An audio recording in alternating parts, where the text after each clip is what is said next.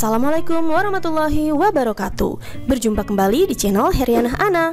Masih membahas soal-soal OSN 2023 materi IPA tingkat kota kabupaten. Kali ini kita akan khusus membahas soal-soal fisika. Disimak baik-baik ya.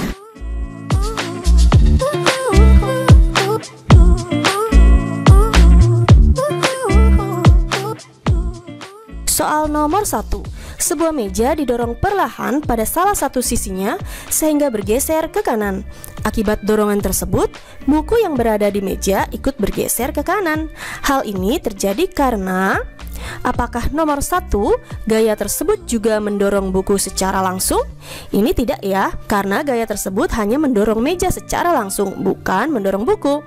Yang kedua, gaya tersebut menimbulkan gaya gesek pada meja ke arah kiri. Nah, ini betul, karena arah gaya dorong akan berlawanan dengan arah gaya gesek. Mendorong meja ke kanan artinya gaya gesek meja ke arah kiri. Yang ketiga, gaya tersebut menimbulkan gaya gesek pada meja ke arah kanan. Nah, ini salah ya, seharusnya ke arah kiri. Yang keempat, gaya tersebut menimbulkan gaya gesek pada buku ke arah kanan. Nah, ini juga kemungkinan betul. Buku bergeser ke kanan bukan karena daya dorong meja yang arahnya ke kanan, tapi akibat gaya gesek meja. Sehingga jawabannya 2 dan 4. Soal nomor 2. Sebuah benda digerakkan dengan kecepatan tetap mendekati sebuah cermin cembung. Dari jarak yang lebih besar dari panjang fokus cermin sampai jarak yang kurang dari panjang fokus cermin. Nah, dari pernyataan ini artinya benda bergerak semakin mendekati cermin. Nah, pada proses ini apakah sifat bayangan berubah dari maya menjadi nyata? Nah, adik-adik ingat ya, sifat bayangan apa saja sih yang berada dalam cermin cembung? Sifat bayangan pada cermin cembung diantaranya yang pertama adalah maya. Maya artinya bayangan selalu berada di belakang cermin. Sifat yang kedua adalah tegak. Dan sifat yang ketiga adalah diperkecil. Sehingga pernyataan nomor 1, sifat bayangan berubah dari maya menjadi nyata, salah ya, seharusnya sifat bayangannya selalu maya. Yang kedua, bayangan selalu terbentuk di belakang cermin. Nah, ini betul, karena bayangannya bersifat maya, maka selalu terbentuk di belakang cermin. Yang ketiga, bayangan bergerak mendekati cermin dengan kecepatan tetap. Nah, karena bendanya semakin mendekati cermin, artinya bayangannya juga akan bergerak mendekati cermin dengan kecepatan yang tetap, sesuai dengan yang diketahuinya ya. Ini ada kata dengan kecepatan tetap. Selanjutnya, jarak bayangan ke cermin lebih kecil dari jarak benda ke cermin. Karena sifat bayangannya diperkecil, artinya perbesaran bayangannya selalu lebih kecil daripada 1. Nah, untuk menghitung perbesaran bayangan, kita menggunakan persamaan jarak bayangan dibagi dengan jarak benda. Ini berlaku nilai mutlak ya adik-adik, atau selalu bernilai positif. Karena perbesarannya lebih kecil daripada 1, sehingga jarak bayangan selalu lebih kecil daripada jarak bendanya. Sehingga pernyataan nomor 4, jarak bayangan ke cermin lebih kecil dari jarak benda ke cermin, ini juga betul. Jadi kemungkinan jawabannya bisa nomor 2, bisa nomor 3, bisa juga nomor 4. Sehingga untuk soal nomor 2 ini tidak ada jawaban yang pasti adik-adik, bisa 23, 24, dan juga 34. Karena seharusnya jawaban yang betul adalah 2, 3, dan 4, kecuali nomor 1 ya. Soal nomor 3. Pada tabel di bawah ini ditampilkan daftar pasangan besaran turunan dan besaran pokok penyusunnya. Dalam tabel tersebut, pasangan besaran turunan dan besaran pokok penyusunnya yang benar ditunjukkan oleh nomor. Nah, adik-adik, kita cek dulu ya besaran-besaran pokoknya. Ingat kan, besaran pokok itu ada 7, terdiri dari panjang, waktu, suhu, arus listrik, massa, jumlah zat, dan juga intensitas cahaya. Nah, dari tabel ini kita cek ya mana yang bukan termasuk besaran pokok. Nah, ternyata di nomor 3 ada kecepatan, ini bukan besaran pokok. Dan di nomor 5 ada tegangan listrik, juga bukan besaran pokok. Sehingga kita jangan memilih nomor 3 dan juga nomor 5 ya. Dan sudah kita dapatkan jawabannya yang C, 1, 2, dan 4. Tapi kita bahas satu persatu ya. Untuk volume dilambangkan dengan V V kita mencarinya dengan rumus panjang kali lebar kali tinggi. Ini salah satu rumus menghitung volume balok. Lebar dan tinggi sama-sama panjang ya, karena memiliki satuan sama-sama meter atau menjadi meter kubik. Sehingga volume terdiri dari besaran pokok panjang. Betul. Yang kedua, energi potensial atau EP dirumuskan M dikali G dikali H. M untuk massa, G untuk percepatan gravitasi, dan H untuk ketinggian. Massa sudah betul ya.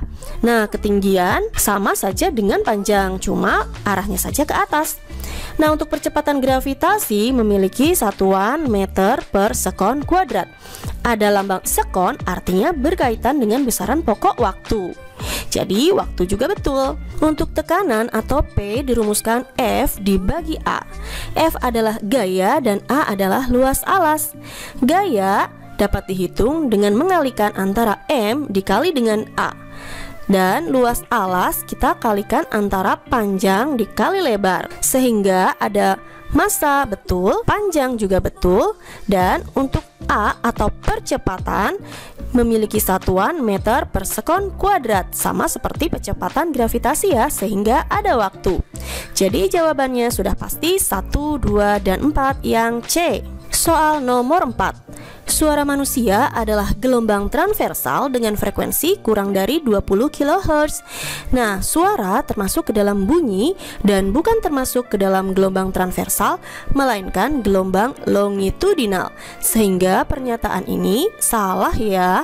Suara manusia dihasilkan oleh getaran pita suara yang memampatkan atau merenggangkan udara sehingga menghasilkan bunyi.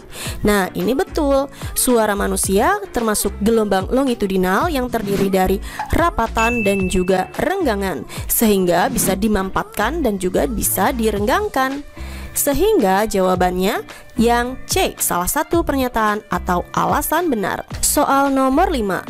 Agar bayangan yang dihasilkan lensa konvergen bersifat maya dan berukuran 3 kali ukuran benda, maka benda harus diletakkan di depan lensa pada jarak titik-titik kali panjang fokus lensa. Lensa konvergen adalah lensa cembung ya adik-adik. Nah, karena bayangan bersifat maya sehingga SI-nya atau jarak bayangannya bernilai negatif. Selanjutnya, perbesarannya berukuran 3 kali ukuran benda. Artinya memiliki M sama dengan 3 kali. Yang akan kita cari adalah SO atau jarak benda. Dan kita juga harus mencari fokusnya ya. Untuk menghitung perbesaran dirumuskan SI dibagi SO. M-nya adalah 3 sama dengan SI per SO.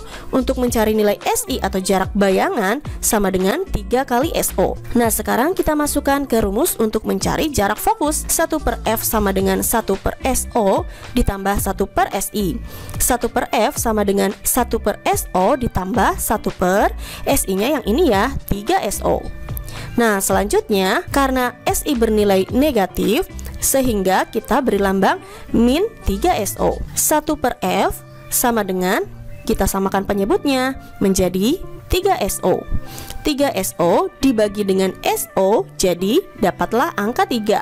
Ditambah 3 SO dibagi dengan min 3 SO, jadi negatif 1. Jadi 3 ditambah negatif 1 sama dengan 2 per 3 SO. Jadi F sama dengan, kita balik ya, 3 SO dibagi 2. Nah, karena di soal yang dicari adalah jarak benda, maka kita balik. Yang dicari adalah nilai SO. Sehingga SO sama dengan 2 dikali F dibagi dengan 3. Jadi jarak bendanya adalah 2 per 3 kali panjang fokus lensa. Jadi jawabannya yang A. Selanjutnya soal nomor 6. Perhatikan gambar gelombang transversal di bawah ini.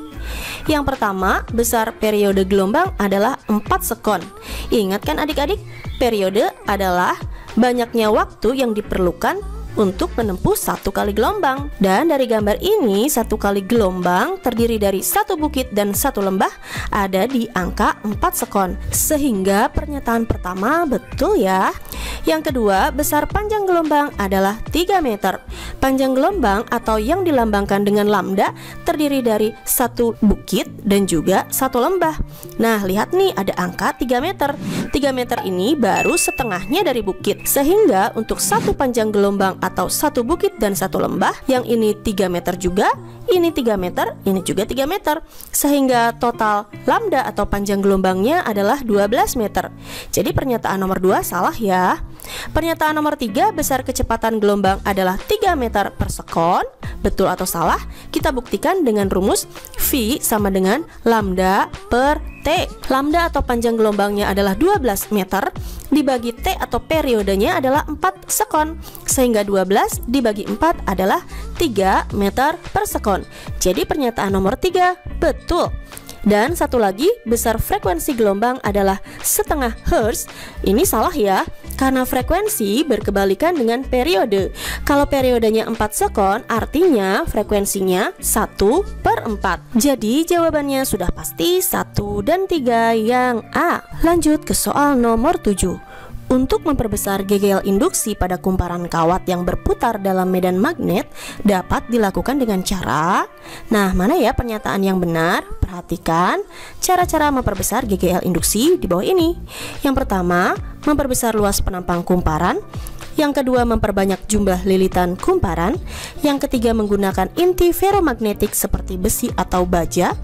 Yang keempat, menggunakan sumber medan magnet yang kuat. Yang kelima, mempercepat gerakan kumparan.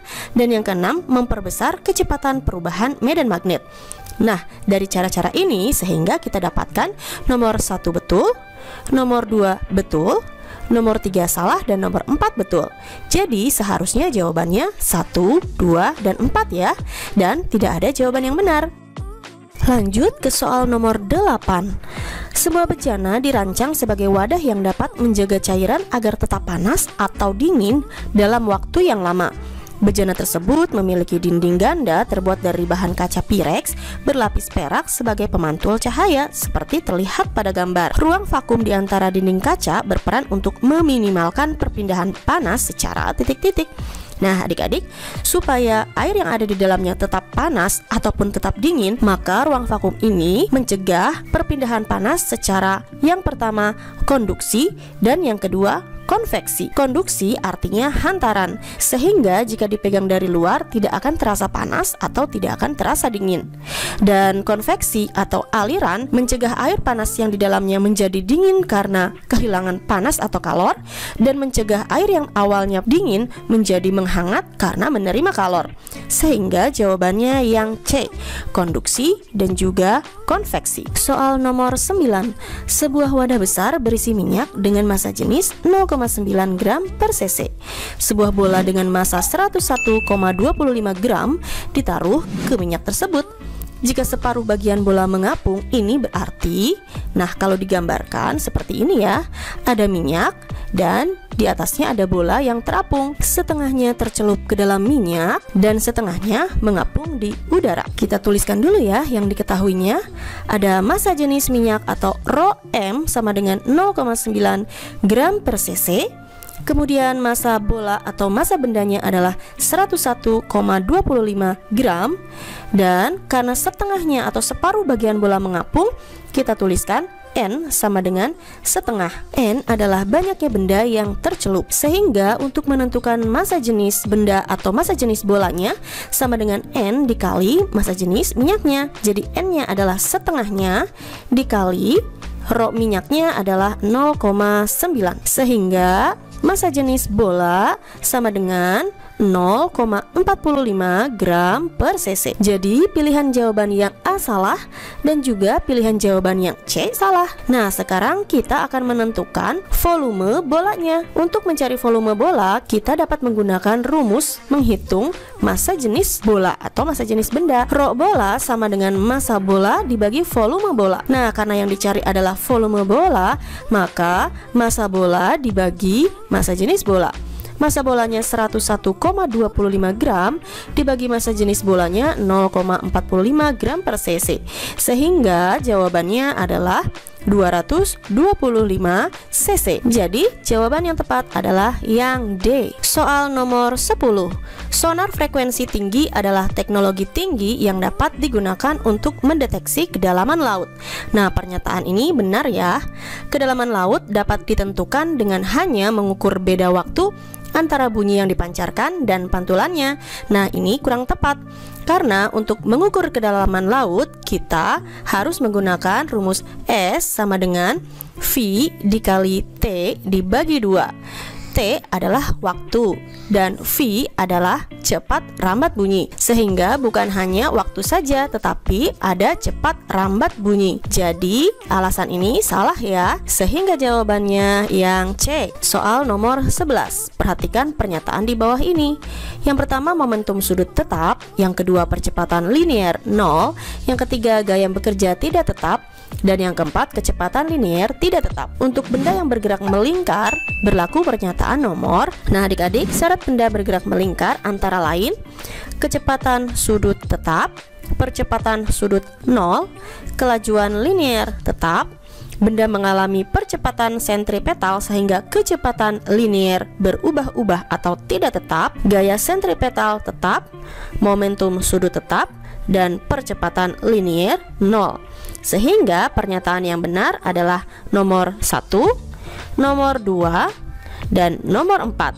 Sedangkan nomor 3 salah ya, karena gaya yang bekerja atau gaya sentripetal selalu tetap.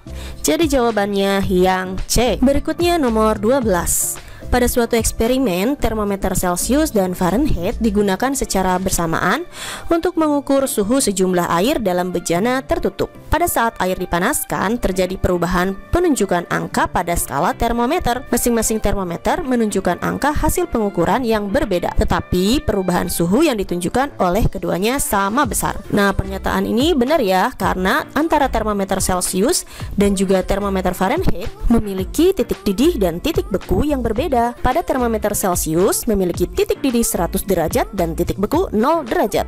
Dan pada termometer Fahrenheit memiliki titik didih 212 dan titik beku 32 derajat. Sehingga perubahan suhu yang ditunjukkan oleh keduanya sama besar walaupun angka yang ditunjukkannya berbeda. Perubahan suhu air pada eksperimen tersebut disebabkan oleh kalor yang diterima oleh sejumlah air yang sama. Nah, pernyataan ini juga benar ya. Sehingga antara pernyataan atas dan juga alasan memiliki hubungan sebab akibat karena adanya kalor yang diterima oleh sejumlah air sehingga terjadi perubahan suhu walaupun angka yang ditunjukkannya berbeda. Jadi jawabannya yang A. Soal berikutnya.